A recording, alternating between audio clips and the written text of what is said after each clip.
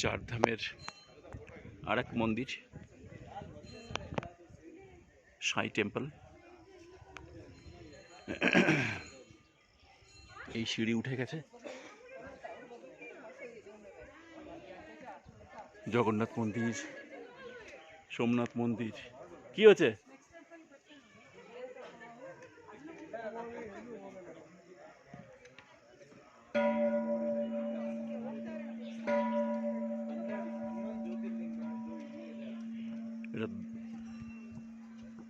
দ্বারকা মাই temple.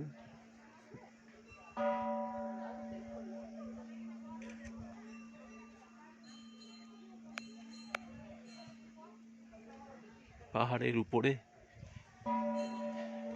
এই ধরনের মন্দিরগুলো নির্মিত হয়েছে, মূলত পর্যটকদের জন্যই করা হয়েছে এটা। এখানে মানুষ আসেন, দেখেন, তার সঙ্গে সঙ্গে তার বাড়তি হিসেবে এখানে পুজোও দেন। মন্দিরে পুরোহিতও আছেন। মেঘ অনবরত উঠে আসছে, অনবরত মেঘ উঠে আসছে। পুরো চারধামটাকে মেঘের চাদরে মুড়ে নিয়েছে। মহাদেব মাঝে মাঝে দেখা দিচ্ছেন, মাঝে মাঝে মেঘের চাদরে মুড়ে যাচ্ছেন।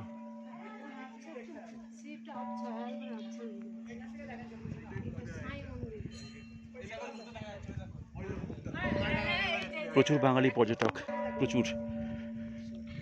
এখানে যারা এসেছেন প্রত্যেকেই প্রায় বাঙালি।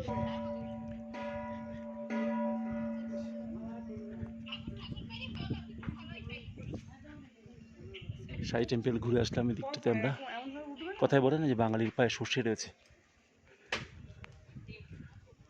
তার প্রমাণ এখানে। কত উঁচু পাহাড়ের চূড়ায়।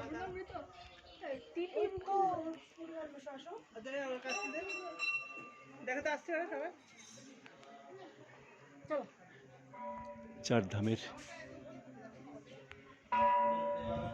এই আর এক মন্দির, এখানে পুজো চলছে অনবরত। আমি একটু ঘন্টা বাজিয়ে নিই, একটু শ্রদ্ধা ভরে প্রণাম করলাম।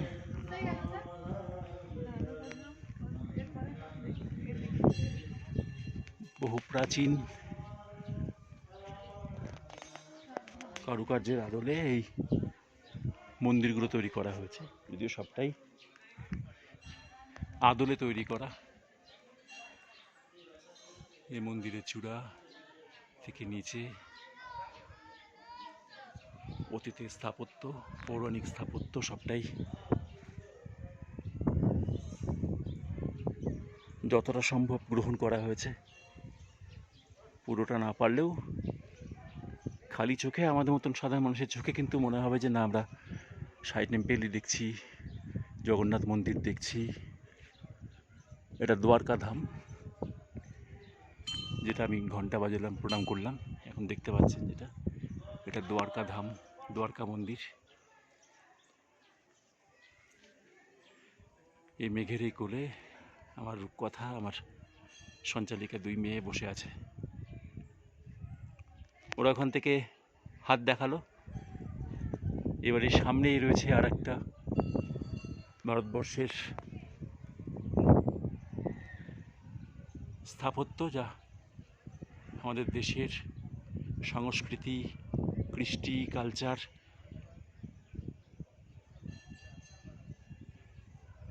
যার ইতিহাস পুরো বহন করে, আমাদের রক্তের মধ্যে ছড়িয়ে দিয়েছে। আমরা এই ভারতেরই কালচার, সংস্কৃতি বহন করে চলেছে আমাদের মধ্যে। সেই আরও একটি স্থাপত্য, চারধামের অন্যতম। সেই রকমই আদল, সেই রং পাথরের। এই যে স্তম্ভগুলো, তার দরজা, তার পুরোটাই সেই রং আনার চেষ্টা করা হয়েছে। ভেতর দিকে যাব, আগে এই সামনের দিকটা একটু দেখিয়ে নিই।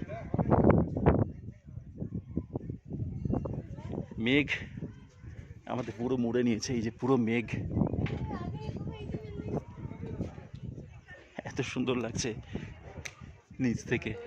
প্রচুর মানুষ, প্রচুর বাঙালি মানুষ, বলতে বাঙালি পর্যটক বসে আছেন এখানে। ফুল ধরে আছে গাছে, কি ফুল জিজ্ঞেস করবো পরে। এই যে মন্দির, এই যে মেঘে ঢেকে যাচ্ছে, এই যে প্রবেশ পথ মন্দিরের, একটি দরজাটি বন্ধ আছে।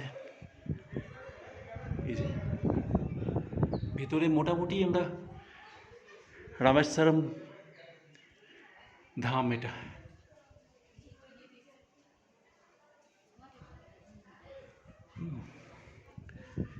সেই হিসাবেই, সেই আদলে এটাকে তৈরি করা হয়েছে।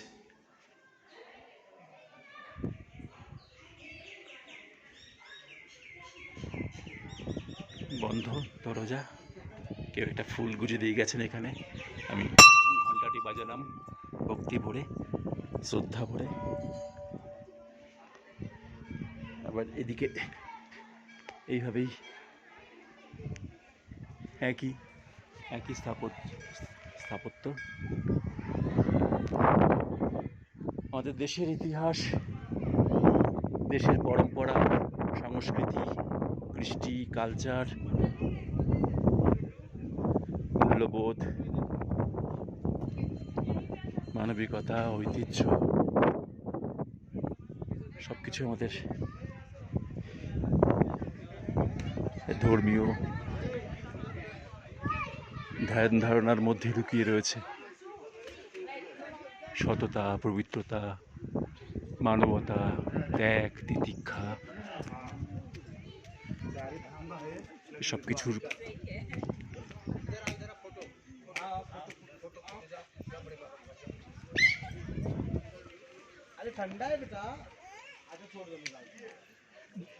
মেঘ উঠে আসছে এবং সিঁড়ি বেয়ে মেঘ নেমে আসছে, এক অদ্ভুত। এই যে রামেশ্বরম ধাম, যেখান থেকে আমি এক্ষুনি এলাম, কুয়াশায় মুড়ে গেছে।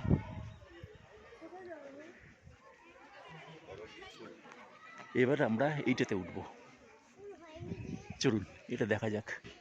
এটা কি আছে, কি ধাম, বুঝতে পারা যাচ্ছে? হ্যাঁ, ঠিক, একদম ঠিক ভাবনা। এটা আমাদের জগন্নাথ ধাম। সিঁড়ি বেয়ে উঠলাম ওপরে,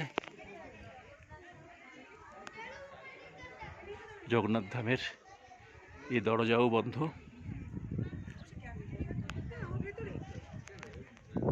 ধাম যেহেতু, ঐতিহ্যকে শ্রদ্ধা ভরে প্রণাম করলাম, ঘন্টাও বাজালাম।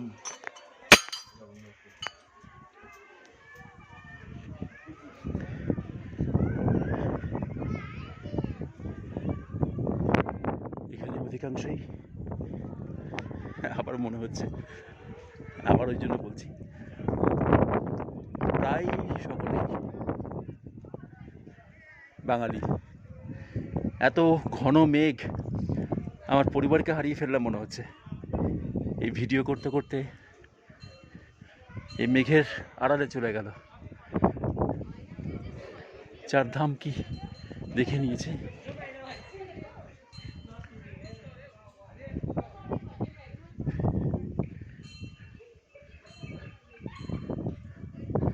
আর একটি ধাম বোধহয় বাকি আছে আমার। জগন্নাথ ধামটা মোটামুটি কভার করলাম। এবার যাই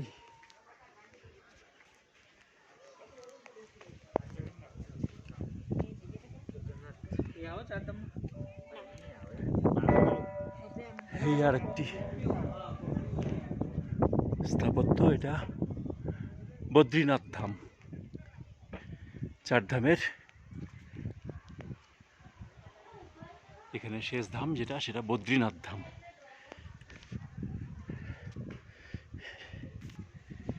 এই বাবা বদ্রীনাথ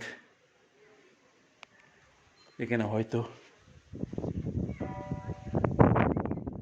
বলা যায় না উনি কখনো বিরাজ করছেন, বললাম বাবা, হে বদ্রীনাথ, দরজা বন্ধ, আমি এখানে তবু আমার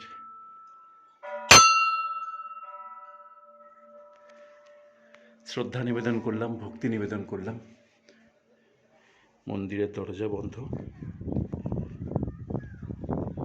এই সেই বদ্রীনাথ ধাম। পিছন থেকে একটু দেখে নিই মন্দিরের আদলটা।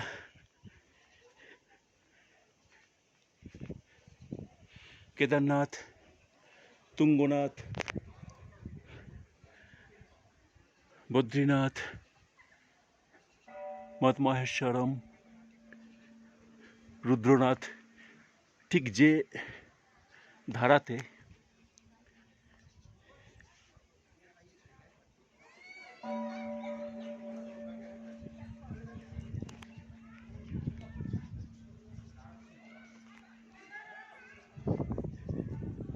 যেরকম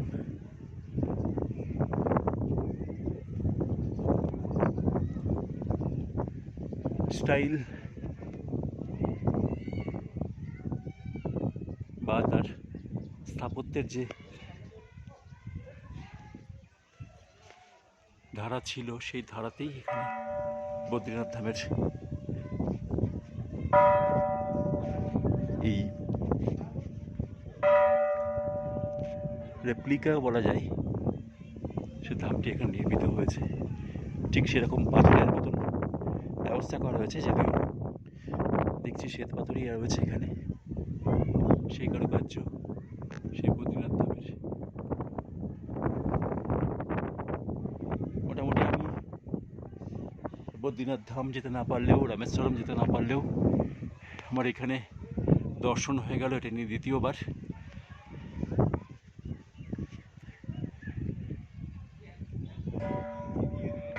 শুধু মেঘ,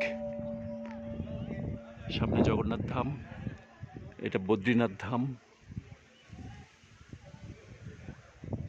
ওই পাশে রামেশ্বরম।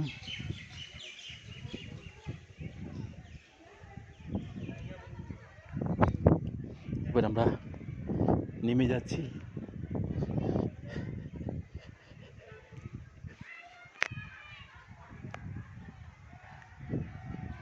ঠিক পুরী মন্দিরের আদলেই এটা তৈরি করা হয়েছে। প্রচুর ফুল ফুটে আছে এই মুহূর্তে, প্রচুর ফুল। যেমন ঠান্ডা, একটু একটু করে মেঘ সরে যাচ্ছে। এই যে রামেশ্বরমের